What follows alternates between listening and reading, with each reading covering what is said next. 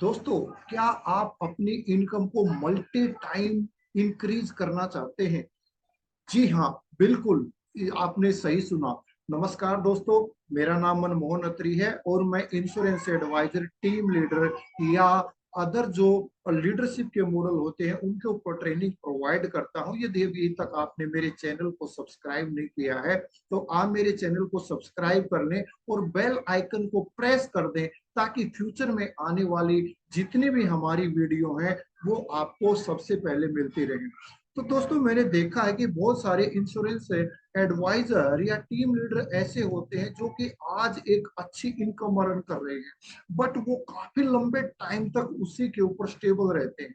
वो स्टाफ नहीं रखते या अपना ऑफिस नहीं रखते।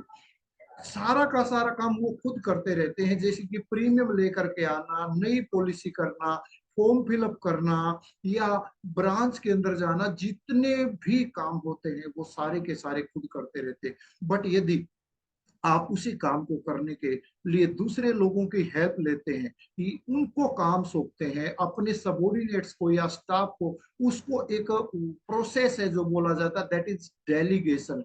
जब आप सही तरीके से डेलीगेशन करते हैं, दूसरे लोगों से काम करवाना सीख जाते हैं, तो आपका जो इम्पोर्टेंट टाइम है वो आपका टाइम इम्पोर्टेंट काम में चला जाता है, जो कि सेल करना होता है। और जो दूसरे रिन्यूअल वगैरह के काम होते हैं वो आपको स्टाफ को सौंप करके आप अपने स्टाफ को लाइबिलिटी दे देते हैं। वो सारे काम स्टाफ करता है, आप सेल वगैरह पे या नई पॉलिसी पे ही फोकस कर पाते हैं।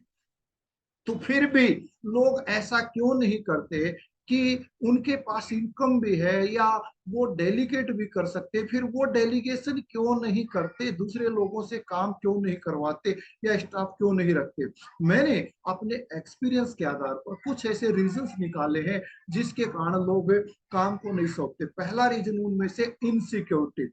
कुछ लोगों को ये डर होता है, अगर मैंने स्टाफ को रखा कि वही कहीं जाकर के इंश्योरेंस एडवाइजर ना बन जाए, या कोई किसी कंपनी के अंदर बॉस होता है, टीम लीडर या मैनेजर होता है, तो उसको डर रहता है कि वो मेरी कुर्सी ना ले ले।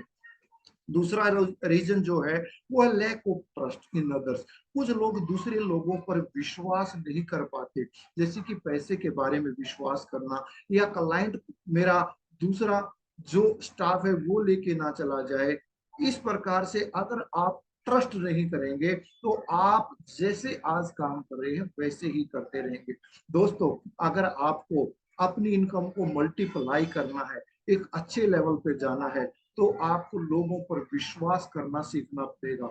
हाँ, इतना जरूर है कि आप अपने जान पहचान में से या जो रिलायबल स्टाफ हो उनको हायर करें और उन पर विश्वास करें, काम करना सिखाएं, तो वो आपके काम को करेंगे, जिससे आपकी प्रोडक्टिविटी बढ़ने के चांसेस है। तीसरा रीजन है lack of ability to educate others.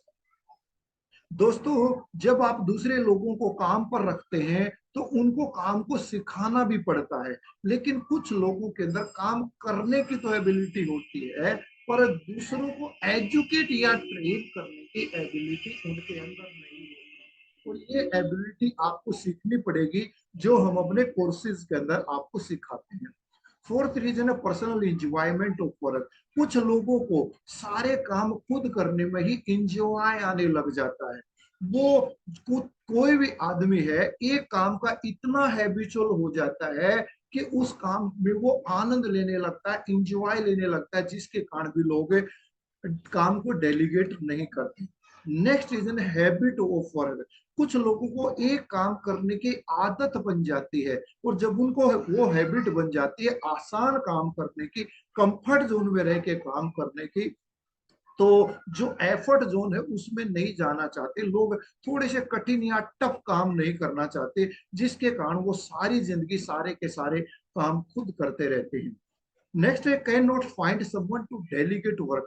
उनको कोई अच्छा स्टाफ नहीं मिलता है, अच्छा कैपेबल, या जिसके अंदर क्वालिटी हो, अच्छी उसके अंदर एजुकेशन हो, एलिजिबिलिटी हो। देखिए दोस्तों, आज का डेट एजुकेशन का एरा है। आज के अंदर बहुत पढ़े लिखे आपको मार्केट के अंदर मिल जाएंगे।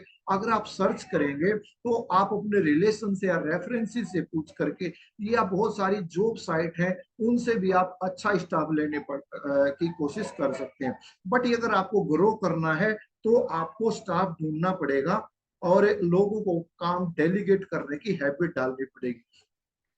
नेक्स्ट है रिलुक्टेंस अराइजिंग फ्रॉम पास्ट फेलियर्स। कुछ लोगों ने पीछे स्टाफ रखा था या काम को दूसरे से करवाने की कोशिश की थी, बट उसमें वो सक्सेस नहीं हो पाए, वहां पर उनको असफलता मिली, जिसके कारण आगे वो दूसरों को काम सौंपने में, डेलीगेट करने में घबराते हैं।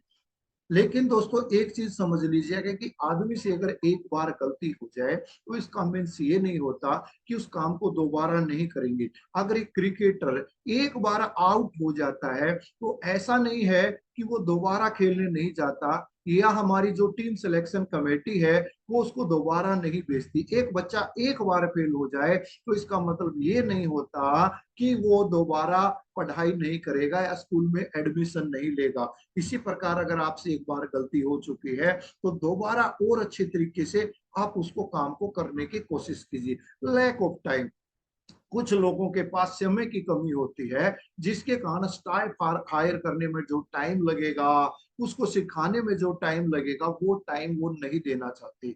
बहुत सारे इंश्योरेंस एडवाइजर ये सोचते हैं कि अगर उनको काम सिखाने में मैं इतना टाइम लगाऊंगा, इससे अच्छा कि काम को मैं खुद ही कर लूं, और वो सारी जिंदगी खुद ही करते रहते हैं, खुद ही करते रहते हैं, और उनका 80% से ज्यादा टाइम रिन्यूअल वगैरह में जाता रहता है, और न्यू पॉलिसी सेल करने में उनका टाइम जाना चाहिए 80%, जो कि जा रहा है रिन्यूअल के अंदर, पुराने काम में। तो इस टाइम को थोड़ा थोड़ा धीरे धीरे मैनेज करके, शुरू में जैसे आप 1 घंटा काम उसको सिखाने में दीजिए, फिर दूसरा स्टाफ ट्रेंड कीजिए, तीसरा कीजिए, धीरे धीरे आपके स्टाफ ट्रेंड हो जाएंगे, और वो सेलिंग में भी आपकी नई पॉलिसी सेल करने में भी हेल्प करना शुरू करें।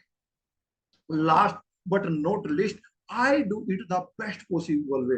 कुछ लोगों के माइंड में रहता है कि जितने अच्छे तरीके से इस काम को मैं कर सकता हूं, इतना कोई दूसरा नहीं कर पाएगा, कि जो नया स्टाफ आएगा या दूसरे लोग हैं वो क्लाइंट को इतने अच्छे तरीके से हैंडल नहीं कर पाएगा, जितने अच्छे से फॉर्म मैं भर सकता हूँ वो नहीं भर पाएगा, जितना अच्छे तरीके से ब्रांच में जाकर के मैं प्रीमियम जमा करता हूँ, या दूसरे जो काम होते हैं जैसे सरेंडर का फॉर्म भरना, लोन का फॉर्म भरना, मेच्योरिटी का फॉर्म भरना, मैं जो कर सकता हूँ वो नहीं कर पाएगा। दोस्तों एक बात समझ लीजिए, कभी आप लोग भी जब इस काम में आए थे तो आप भी फ्रेशर थे, आप लोगों ने भी शुरुआत की थी। इसी प्रकार जो नए स्टाफ आए हैं वो या तो एक्सपीरियंस हो सकते हैं, वो फ्रेशर हो सकते हैं, तो उनको भी अगर आप काम सिखाएंगे तो धीरे धीरे वो भी इस काम में परफेक्ट हो जाएंगे। तो दोस्तों आपका पर्पज एक ही होना चाहिए कि किस प्रकार से मेरी प्रोडक्टिविटी बढ़े या मैं अपने काम में इफिशियंट होगा।